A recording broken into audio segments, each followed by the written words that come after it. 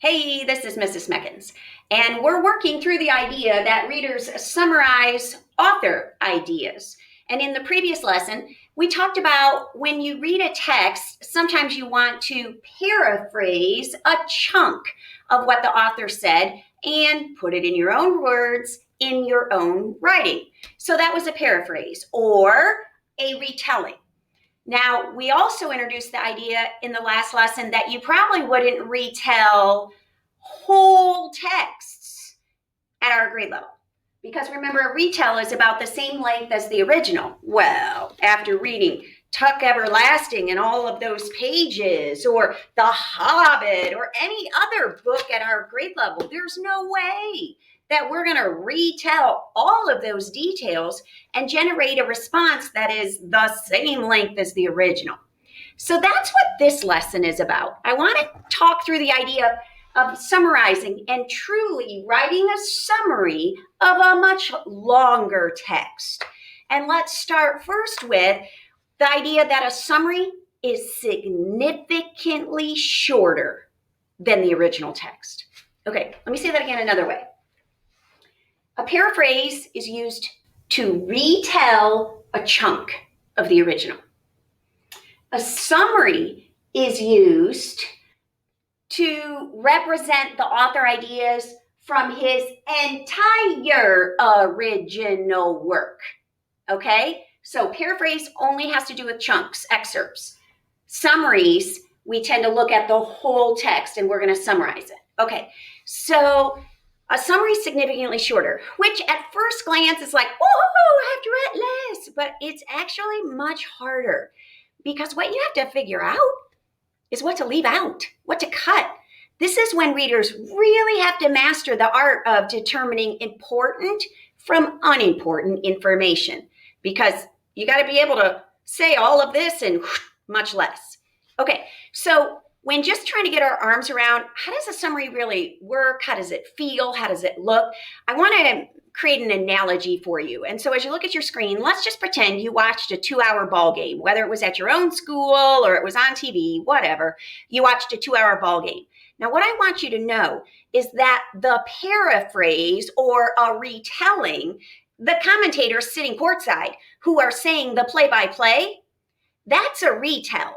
And you understand that the game went 2 hours and they're talking the entire 2 hours. They're retelling what you can see on the court. It's in their own words, but it's about the same length, right? What if you missed the game? You didn't catch the 2-hour ball game last night, but you catch it on ESPN SportsCenter. You catch it on ESPN SportsCenter the next day, and in the morning, it summarizes the game. Is it going to take 2 hours to hear the summary? Because the original was 2 hours. No. It's going to be like 3 minutes long. It's going to be just the highlights. But here's what you have to know. They didn't just pluck any old highlight. It still goes in order from the beginning of the game. So-and-so didn't start because he was injured. Blah, blah, blah, blah, blah. So-and-so started in his place. And then the first quarter, this was some of the highlights. Quarter ended. Boom. Here's the score. In the second quarter, blah, blah, blah. This is what happened. Nothing much. Minimal scoring. Boom. Halftime. Here's the score. Third quarter, blah, blah, blah. Da, da, da, da, da. And it really got interesting in the fourth quarter when blah, blah, blah. Final score was so-and-so won. Boom. Did you see it?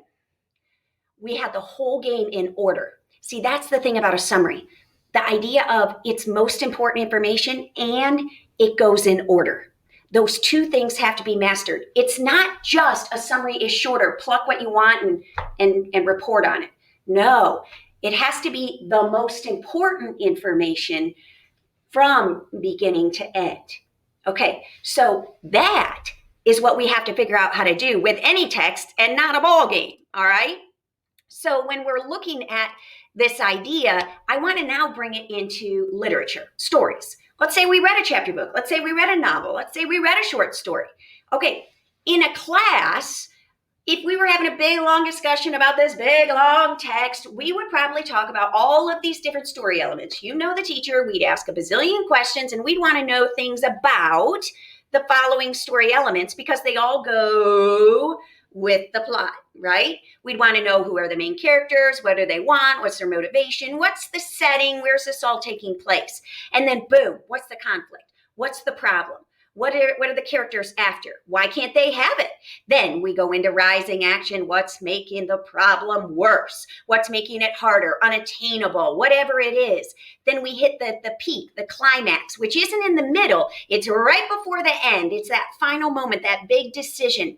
And a lot of times the climax isn't necessarily something that the main character does. It might be that moment someone helped them. The guide, someone else really offered them help, but it was a pivotal moment to change the trajectory here. We were getting worse, boom.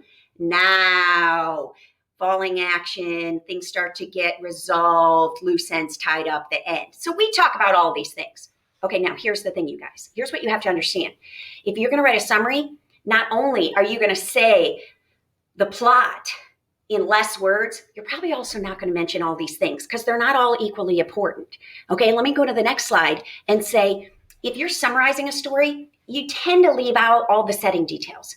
And you're going to definitely mention the problem, the conflict, but you might leave out all of the little rising action events. Because remember, we're trying to shorten this up. So maybe we leave those out, but we talk about the problem and we kind of, okay, so this is what they're doing about it, but this was the big moment, right? The climax, this, and then boom, here's how it ended. And so we might leave out all the little falling action details. A summary is just the highlights. So you have to know what to let go of. When a reporter is doing that on SportsCenter, ESPN SportsCenter, it might have been something, really good, but it wasn't a highlight.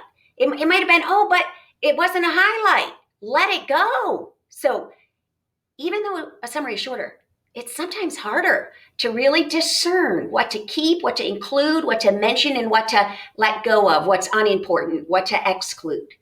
Okay, so now with this understanding, let's talk about kind of a trick, a secret for quickly summarizing a long piece of literature, whatever it might be, okay?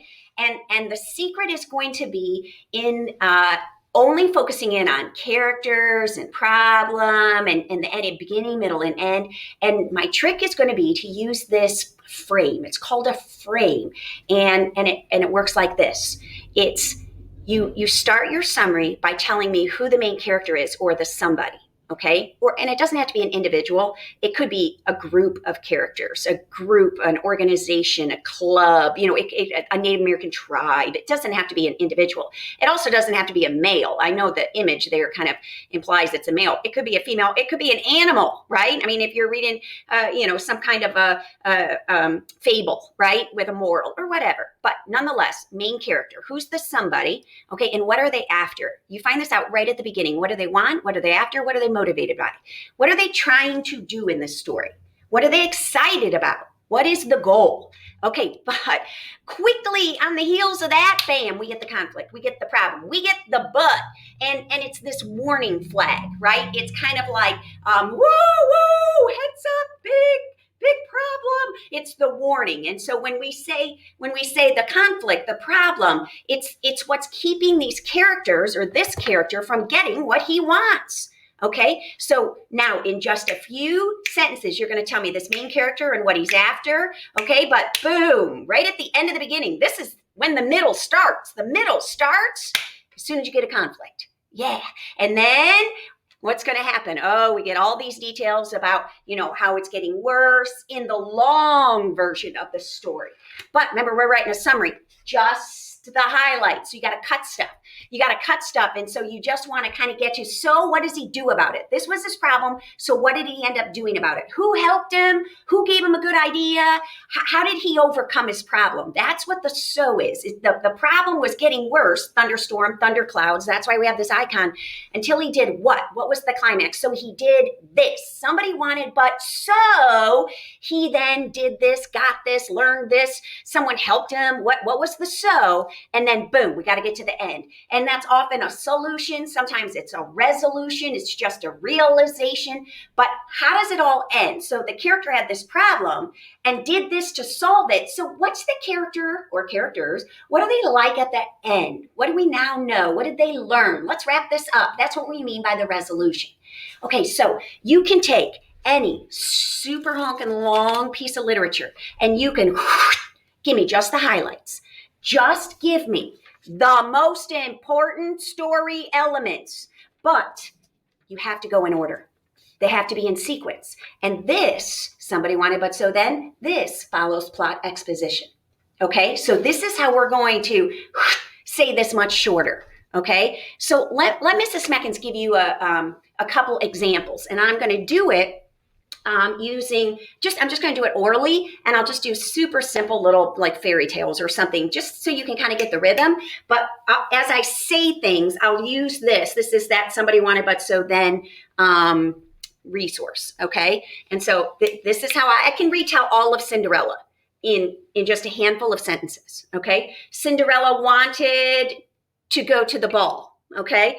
But her evil stepmother wouldn't let her go. So who helped her? Or how did she fix her problem?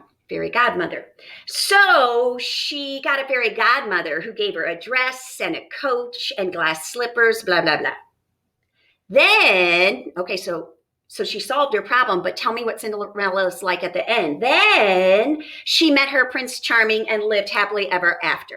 See how I did that? Whole fairy tale. Boom, so much faster. Okay, let me do another one. Let's do Little Red Riding Hood. Okay, so my main character is Little Red Riding Hood. What did she want? Oh, I can't remember. It was cookies, treats, sweets. I don't know. Wanted to take treats to her grandmother, her sick elderly grandmother. But she encountered a wolf along the way who tried to eat her.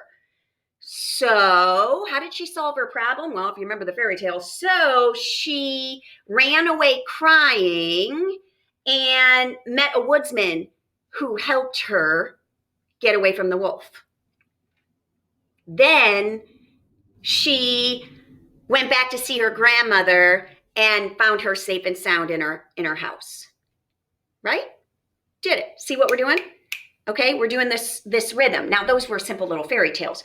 But the key is that when you retell a story, any story, chapter books, novels, short stories, fables, fairy tales, and myths, legends, any story you tell, you've got to give me the most important information, which will be story elements, not all of them. Only the somebody wanted but so then. Only the characters, motivation, conflict, climax, resolution. That's it. You got to let go of some things because that will also help us keep it all in order or sequenced. Okay? This is my magic trick for summarizing any type of literature using this frame. All right? Right? Say it all so much faster. Handful of sentences. Okay, so let's try it together. Do you guys remember several lessons ago, I think it was maybe even in the very first series, we did, I had you guys read A Baker's Dozen. This was a legend, and it was the baker who wouldn't give the lady 13 cookies when she asked for a dozen, and she put a spell on him, a curse, whatever, and then he had all these traumas, and then in the end, he came to realize, all right, new rule, that when someone asks for a dozen cookies, it's a baker's dozen, and you give them 13. Okay, so if you don't remember that, I just kind of gave you a quick little gist, but you could also read this. But assuming most of us are familiar with this from previous lessons, now I would like us to work to take this and turn it into a somebody wanted but so summary, just the highlights. And this is a really good example of seeing a lot of text. Whoa, you're going to say all that in like 3, 4, 5 sentences? Yeah. That's what highlights or summaries should do. So let's go ahead and try this. And again, we're not going to necessarily look at this text. I'm pulling on your background knowledge, assuming you've read it. And so I'm going to just hold up my clipboard, and we're not going to necessarily look at the screen anymore, okay? But I'll give it to you, and you're welcome to read it later and compare it if you want to what we're going to craft here. Okay. So this idea of coming up with the summary. Okay. So let's start with this main character. Okay. There's the old woman, right? And then there's the baker. Well, I think our main character, the main character with the problem, is the baker. So a baker. Okay. So once you figure out what character you're going to look at, then you write that down. Okay. So a baker, and then use the word wants. What does the baker want? All right. So remember, he owns a business, and it supports his family, and he's successful, and he wants to make a profit. But he also really wants people to love his baked goods, right? So he wants to run a profitable business, okay? And you could add in there and be well liked by the townspeople, okay? But now, literally, we use the word but. Okay, so what's the conflict? But yes, it's a spell. Someone. Who's the someone? Let's be specific here. All right, we're taking this super long, I don't know, 25 paragraph something, and we're going to whittle it down to a couple sentences. So let's at least name the someone. But who? An ugly old woman. Remember that? And what did she do? An ugly old woman puts a spell, puts a curse, either one, spell on him. Why? Give me the why. Because he didn't give her 13 cookies. All right, I'm just going to abbreviate. Because he didn't give her 13 cookies. Why would he have given her 13 cookies? What did she ask for? Yep, when she asked for a dozen. When she asked for a dozen. Got it. Okay, I'm leaving the lines. Who cares? I'm also writing big and a little sloppy. Okay, so a baker wants to run a profitable business, but an ugly old woman puts a spell on him because he didn't give her 13 cookies when she asked for a dozen. Okay, so now this is where you have to cut. Okay, a whole lot of things happen. Remember, all these bad things happened. The yeast, and this didn't rise, and he burnt this batch, and this happened, and that happened, and this tasted horrible, and blah, blah, blah, blah. But what was the climax? Who helped him? What was the turning point for things to get better? It was getting worse until, do you remember? It was St. Nicholas. He had a dream, a vision of St. Nicholas coming. Okay, and what did St. Nicholas tell him? Remind him of? To be kind, to give people more, that he's been given things he should give to others, to be generous. Okay, here we go. So St. Nicholas, I'm just going to say St. Nick. Okay, St. Nicholas appeared to him, reminding him to be generous to others. Got it. Okay. Someone wants, but so then. Okay, so how does it end? So he's got this reminder, and then who comes back? The ugly old woman. And what happens? So then he does what? He gives her 13 cookies. Yeah. Ooh, and if you remember the little detail, for free, by the way. Okay. Then the old woman reappears.